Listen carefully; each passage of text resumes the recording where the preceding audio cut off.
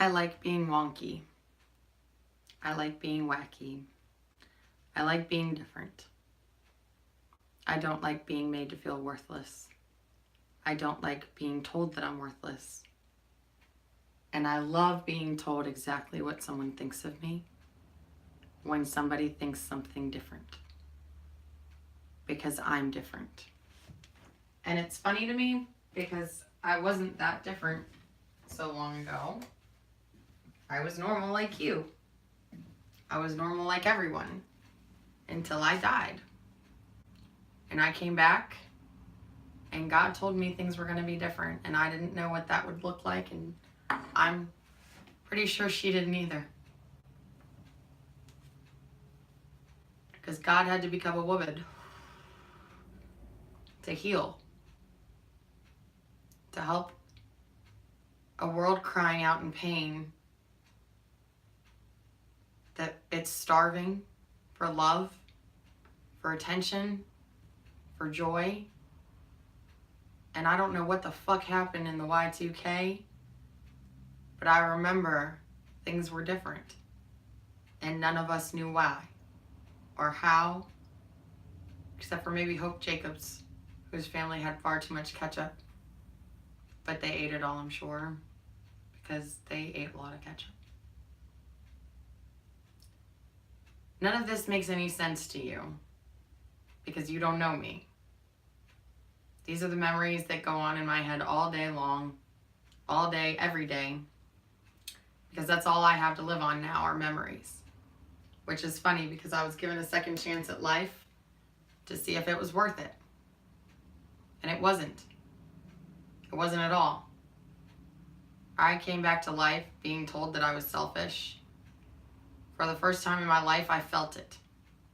I felt exactly how selfish I had been. And I said, how dare you call me selfish when you took away the only thing that I had was my death. I wanted to be selfish. I wanted to be gone. I wanted to cease to exist. But what Dakota didn't know is that he didn't bring me back. But he does know that, and he tells people that I didn't really die.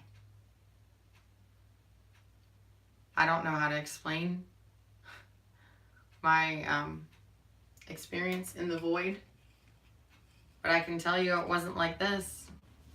There was no bright light. There was no joy. There was no nothing. Just me, but not me. It's like a mind without a body. So the memories were there, but they were just as they are now. Fuzzy, a little bit skewed. Some things I can't remember at all. Some things I can. But I died in that moment, and there were things in my life that I had forgotten, that I've relived this last year, both physically and just in my memory, by retelling from my friends. So that's all I have to go on. And then there's the new life that I started that didn't really have much meaning or purpose, because at the time I lived because Dakota told me to. I lived because he said, what would I do without you? How could you take yourself out of this world and leave me here alone? And he did that to me now. And he's marrying someone else just a few months after we broke up.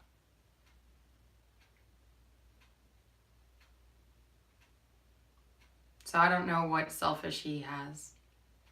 And I don't care anymore. All I know is that I became worthless the day he gave all of my worth to himself. So now I mumble and bumble and I do these videos without knowing why. This is your why. This is it, D. And I call you D in my head. Every time I say it, every time I write it out. That one simple letter. That's you. It's D.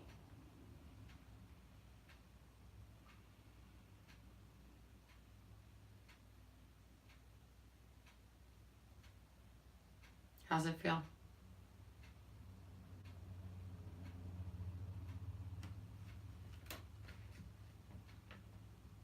How's it feel to be called exactly what I think of you? D.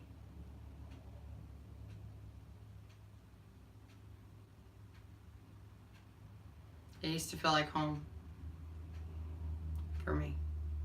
Now it just feels like a big letter I want to fill in with a pencil and pretend that it still means something. And know that now it's just a letter on a page.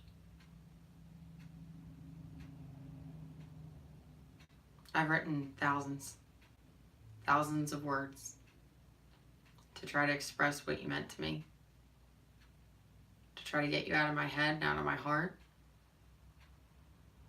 And I can't. And when I said it so helpless to my dad the other day, he knew I was sick. I've known I'm sick.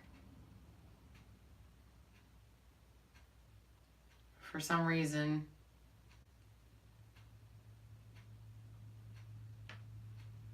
I'm still holding on. Not because of you, but because of the thought of you. I don't even really like you that much. Part of me doesn't like you at all. The other part of me loves you so much and doesn't know why.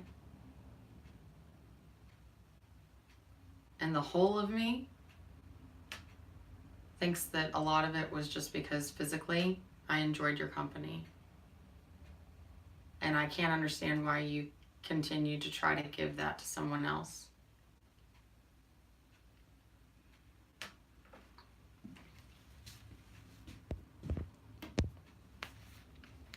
No matter what I did, I wasn't good enough for you.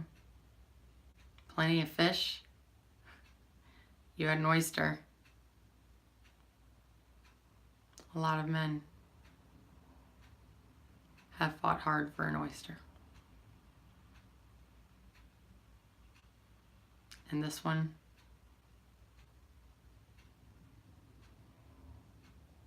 I don't know.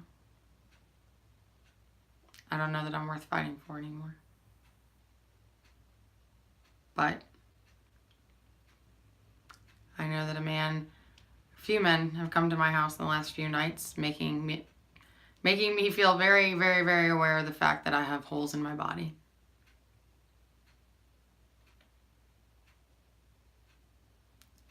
And I think that that's all I'm worth now. And that's okay. Because if the holes in my body make me feel good and make you feel good, then why not? But I know I'm worth more than that.